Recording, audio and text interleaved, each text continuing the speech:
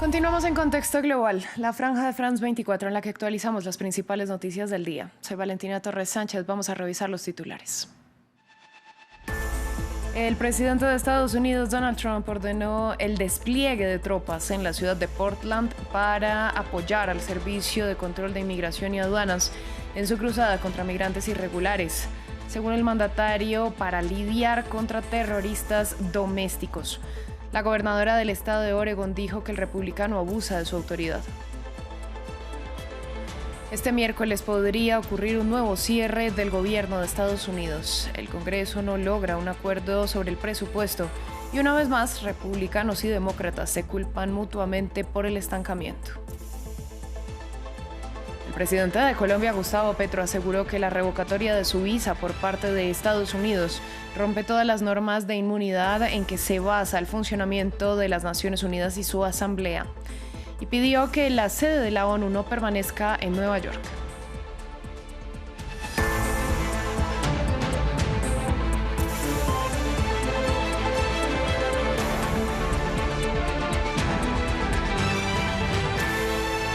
Comenzamos en Estados Unidos, donde el presidente Donald Trump autorizó el envío de tropas a la ciudad de Portland, en Oregon. Según publicó en Truth Social, el despliegue buscará apoyar las tareas del Servicio de Control de Inmigración y Aduanas en la cruzada del mandatario contra los migrantes irregulares. Trump aseguró que Portland está asediada por los ataques de la organización de extrema izquierda Antifa, que declaró terrorista la semana pasada. William Gassó nos amplía los detalles.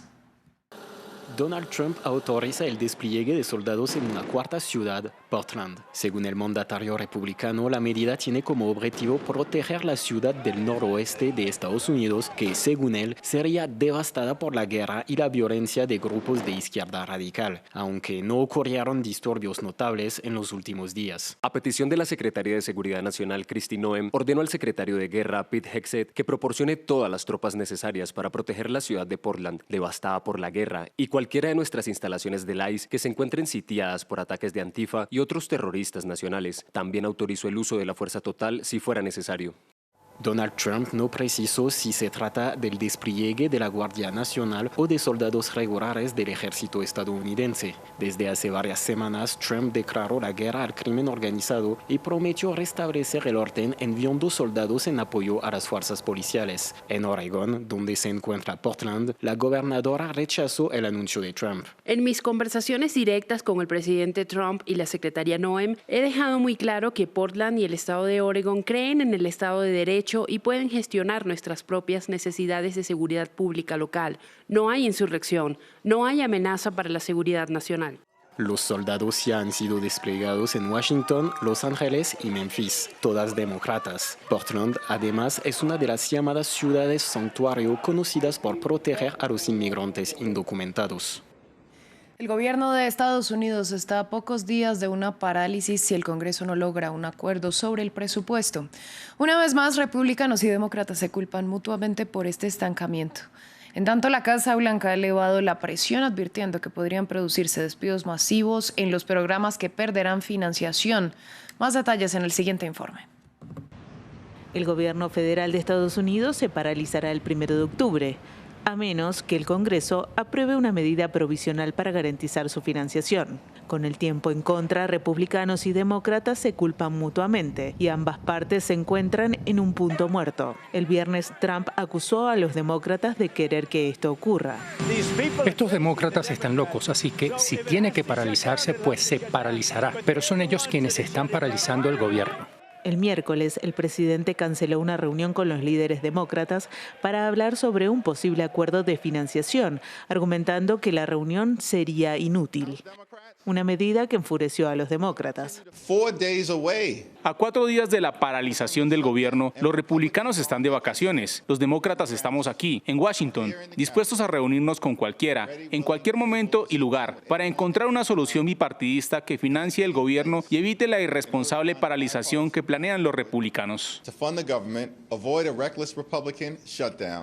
Trump y los demócratas del Congreso se encuentran en un punto muerto debido al plan de financiación propuesto por los republicanos. Estos quieren aprobarlo tal cual. mientras que los demócratas insisten en que cualquier acuerdo debe incluir la extensión de las subvenciones para evitar el aumento descontrolado de las primas de seguro médico y exigen la reversión de los recortes al Medicaid implementados en la ley presupuestaria de Trump. Si el gobierno se paraliza, cientos de miles de empleados federales podrían quedarse sin sueldo o perder su trabajo.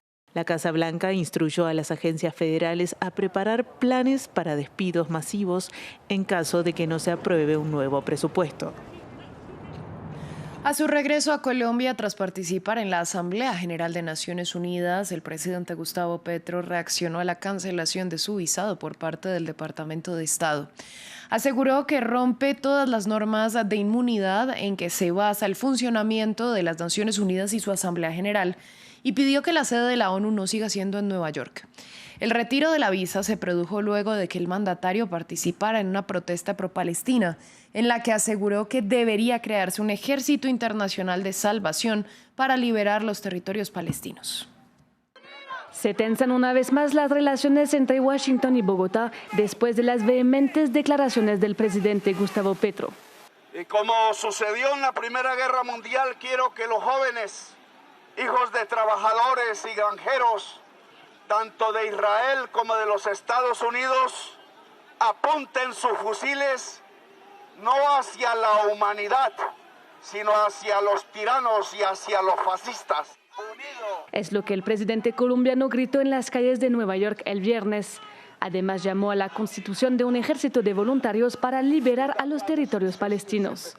En respuesta a Estados Unidos, aliado incondicional de Israel, canceló la visa del presidente Petro. Hoy temprano, el presidente colombiano Gustavo Petro se paró en una calle de Nueva York e instó a los soldados estadounidenses a desobedecer órdenes e incitar a la violencia.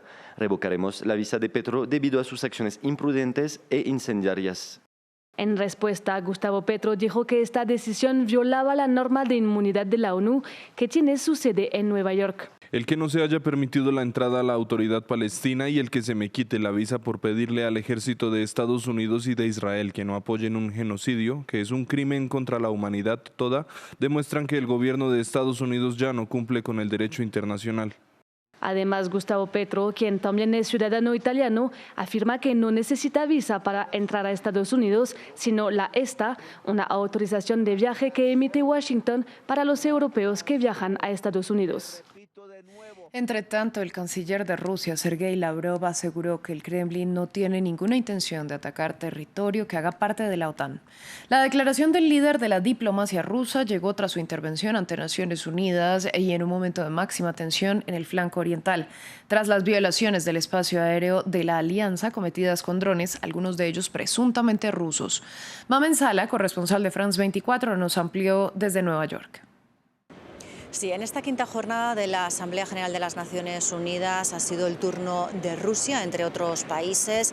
El discurso estaba en manos del ministro de Asuntos Exteriores, Sergei Lavrov, quien se ha dirigido al hemiciclo asegurando que su país no tiene intención de atacar la OTAN, eso a pesar de esos drones rusos que han invadido el espacio aéreo de Estonia y Polonia, pero deja claro que cualquier ataque contra Rusia se responderá con contundencia. Lavrov también ha dicho que el Kremlin está abierto a negociar la situación de Ucrania y también a discutir garantías de seguridad para el país ucraniano. Además, ha dicho que sería de locos pensar que Ucrania puede recuperar cualquier territorio que haya perdido ya durante esta guerra.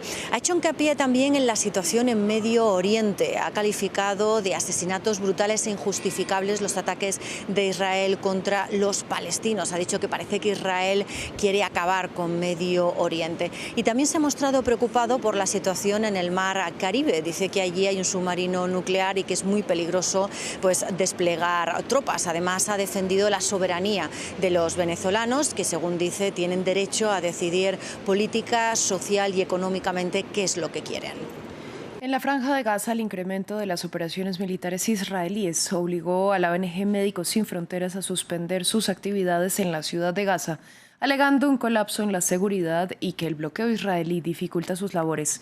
Previamente, José Luis Michelena, director ejecutivo de Médicos Sin Fronteras para México y Centroamérica, nos habló de la radiografía actual de la ciudad de Gaza en términos humanitarios y cuál será el impacto inmediato en la población gazatí tras su retirada de la zona.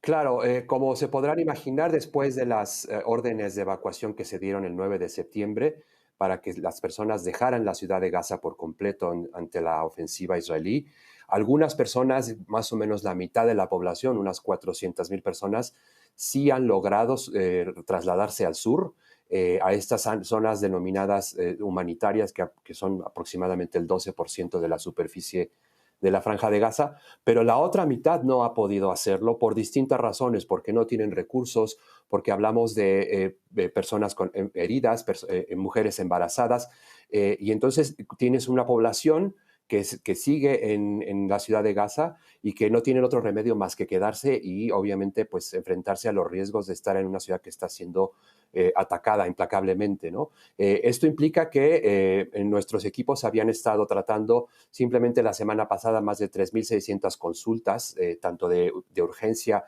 debido a bombardeos, a heridas provocadas por bombardeos o por ataques, y a más de 1,600 personas afectadas por malnutrición, y que en este momento, pues, ante nuestra salida, pues van a quedarse sin posibilidad de tener acceso a la atención. Nos preocupa mucho, obviamente, el acceso al agua, el acceso a la alimentación y la permanencia de los hospitales que estábamos apoyando, el Al-Helou y el Al-Shifa, que en este momento en Ciudad de Gaza, pues obviamente trabajan a muy poca capacidad, y en el Hospital Al-Helou estábamos apoyando a la sala de maternidad con incubadoras y hay muy poca disponibilidad, por ejemplo, de combustible para mantener esas incubadoras operando. Entonces estamos muy preocupados y muy devastados por esta terrible decisión que hemos tenido que tomar. En otras noticias, en el Canal de la Mancha, que separa Francia de Reino Unido, 2 personas migrantes perdieron la vida este sábado. Se trata de 2 mujeres que fallecieron en un intento de cruce antes del amanecer. Decenas de personas intentaron atravesar el canal en esta ocasión, pero muchos de ellos no pudieron salir y regresaron a los campamentos improvisados del lado francés del canal. Vamos a Argentina, donde miles de ciudadanos volvieron a protestar este sábado exigiendo justicia tras el triple feminicidio perpetrado en la provincia de Buenos Aires. La marcha partió desde Plaza de Mayo hasta el Congreso y más temprano, la ministra de Seguridad Nacional, Patricia Bullrich, informó que fue capturado un 5º sospechoso que estaba prófugo. El hombre es señalado como el dueño de un auto que actuó de apoyo a la camioneta en la que trasladaron a las jóvenes a la vivienda donde fueron torturadas y asesinadas. Así cerramos esta emisión de Noticias en France 24. A ustedes les agradecemos su sintonía. Les recordamos que pueden ampliar todo nuestro contenido en la web france24.com.